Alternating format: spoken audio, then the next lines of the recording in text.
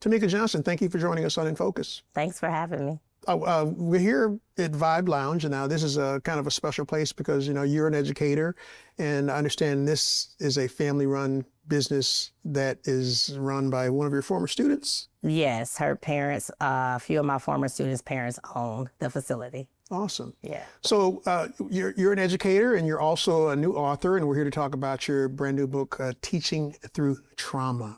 I'm a serial author. Serial author? Yes, I have about 9 books out. So wow. Yeah. So you can't stop? Nope.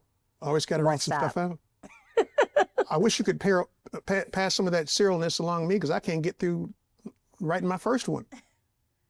Maybe you can help me out. Most definitely. Most definitely. I have a publishing company. I'd love to start just a little bit by maybe give me some insight in terms of, why did you decide to get into teaching? Why teaching for you? So teaching for me has always been a calling, and it runs in my family. And so I have family full of educators all over the United States. I started teaching at 23 years old, and I'm 48 now, and I continue to teach. I taught kindergarten, first grade for the first 13 years. Then I went to be a dean of a student for a while, and then I went to middle school teaching ELA, alternative high schools teaching ELA, and now I'm back in middle school teaching ELA. But what is it about teaching that excites you?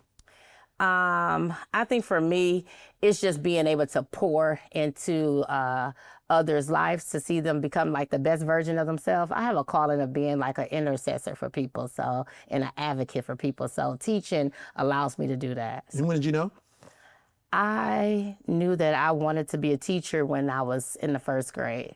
So my first grade teacher used to give me all of her scrap papers, and I would go home, and we lived with my grandmother at the time. So my mom and my brothers, we lived with my grandmother at the time, and so I had cousins that lived there too. So I would have them all sit in the desk and pass out papers, and I was the teacher. And I was always considered to be the bossy one of the family. No way, not you. Oh, yes.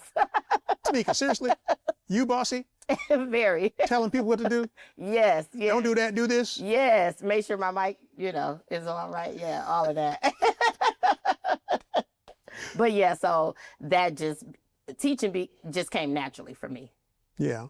And then what do you see as some of the challenges in the classroom these days? Without getting into talking about your book. Without getting into the book, some of the challenges in the classroom nowadays is behavior issues concerning students and teachers not having the autonomy necessary to run their classes effectively as the experts of education that they are, being told what to do and what not to do in the classroom. It kind of hinders a teacher's ability to be totally effective in the classroom.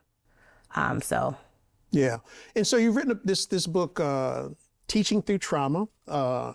A great read, by the way. I spent one evening looking through it, and I love it because it's a really small, kind of packed with a lot of great information in terms of dealing with trauma and the different kind of trauma and things like that that teachers go through.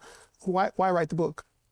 So for me, I've always been in a space lately where I have to decide if I want to transition out of the classroom or remain in the classroom, remain in